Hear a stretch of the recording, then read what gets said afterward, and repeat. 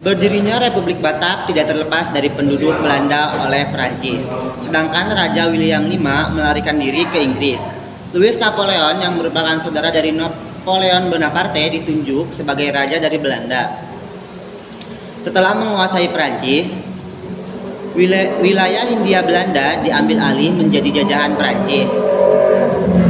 Pemerintahan Herman Willem Daendels menjabat dari tahun 1808 hingga 1811. Herman Willem Daendels memiliki tugas utama mempertahankan Jawa dari ancaman Inggris.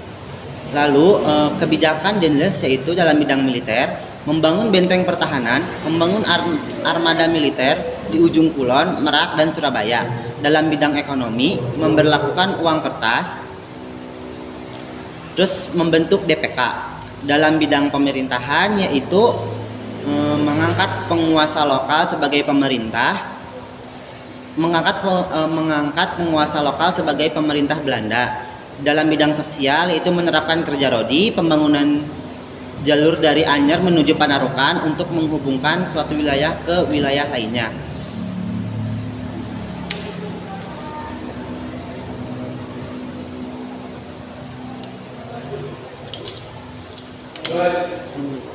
Dalam bidang hukum dan peradilan yaitu membagi peradilan dalam 3 kasta yaitu Eropa Timur, asing, dan pribumi.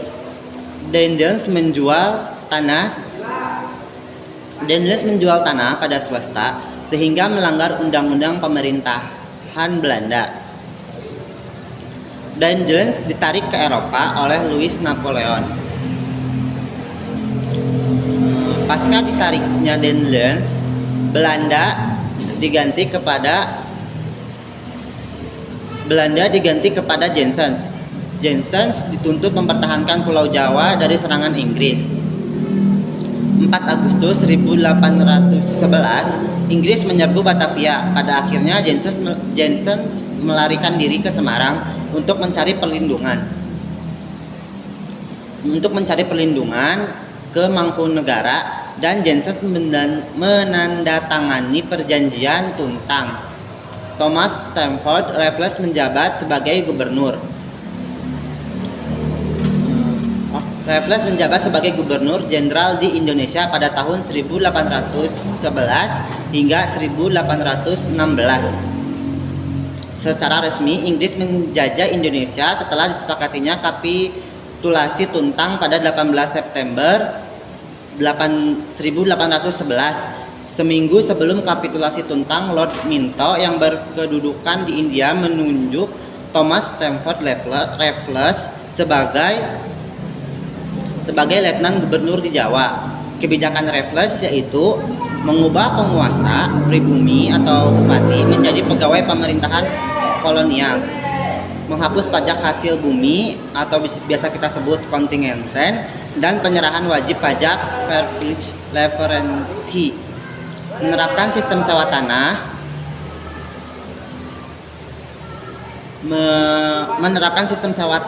di dalam bidang sosial,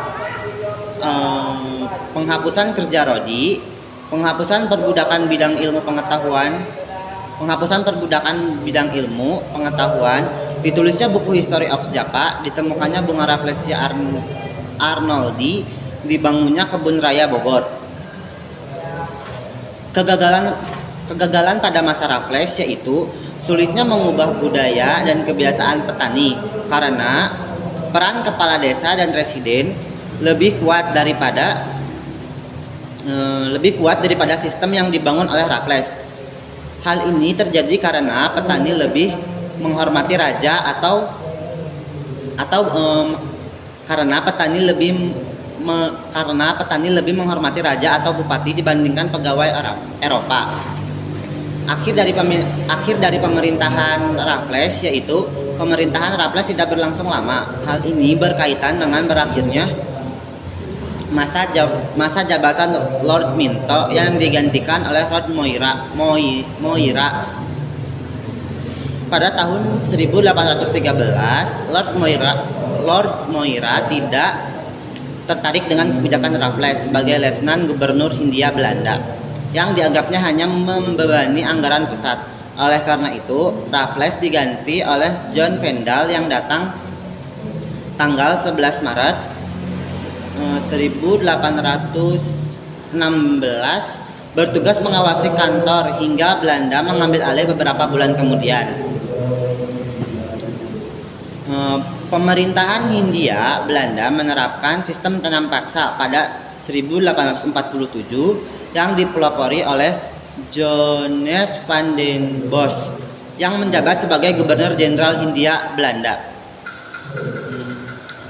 Latar belakang adanya tanam paksa yaitu krisis ekonomi pasca kejayaan Napoleon Bonaparte yang menjabat pada tahun 1803 sampai 1815 di Eropa. Ada juga aturan-aturan tanam paksa yaitu tanah yang disediakan tidak melebihi 1/5 dari tanah yang dimiliki. Kegagalan panen ditanggung pemerintah. Tanaman yang disediakan penduduk bebas dari pajak. Ada beberapa penyimpangan yang dilakukan oleh penguasa lokal yaitu jatah tanah untuk tanam paksa melebihi 1/5 dari tanaman warga.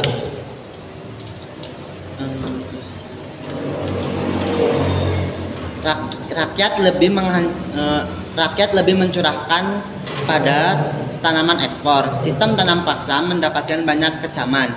Salah satu tokoh yang mengecam yaitu Douwe Dekker dalam tulisannya yang menyamar sebagai Multatuli. Douwe Dekker menulis buku berjudul Max Havelaar yang berisi tentang tuntutan kepada pemerintah kolonial untuk lebih memperhatikan rakyat Hindia Belanda, karena Hindia Belanda berdiri karena hasil dari keringat rakyat pribumi. Politik pintu terbuka kaum liberal memenangkan suara dari parlemen Belanda adalah sistem di mana pemerintah memberikan kesempatan seluas-luasnya bagi pihak swasta untuk menanamkan modalnya di Indonesia. Tujuannya yaitu untuk meningkatkan taraf kehidupan rakyat. Lalu Belanda mengeluarkan undang-undang yaitu Undang-Undang Agraria dan Gula. Faktor dijalankannya yaitu sumber daya alam yang melimpah, modal yang banyak, karena keuntungan tanam paksa. Jawa menyediakan buruh yang murah. Politik pintu terbuka berlangsung antara tahun 1870 sejak peresmian Undang-Undang Agraria hingga 1900. Para pengusaha swasta barat mulai berdatangan. Mereka menanamkan modal dengan membuka perkebunan seperti perkebunan teh, kopi, tebu, kina, kelapa sawit, dan karet.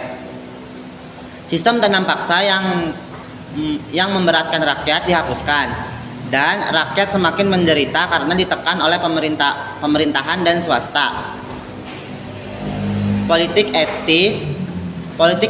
Terjadinya politik etis karena kultur Telsel. Kondisi ini membuat kencaman dari warga Belanda yang menganggap kebijakan Hindia Belanda tidak manusiawi. Dalam majalah De Geest berjudul Schuld van der Venter menjelaskan kesengsaraan Indonesia yang hasilnya justru dinikmati Belanda. Gagasan Van de Venter mendapatkan dukungan dari Ratu Wilhelmina yang menyebutkan dalam pidatonya mengenai kesengsaraan tanah jajahan tahun 1901. Hasilnya kemudian dibuktikan oleh kebijakan baru diterapkannya politik etis.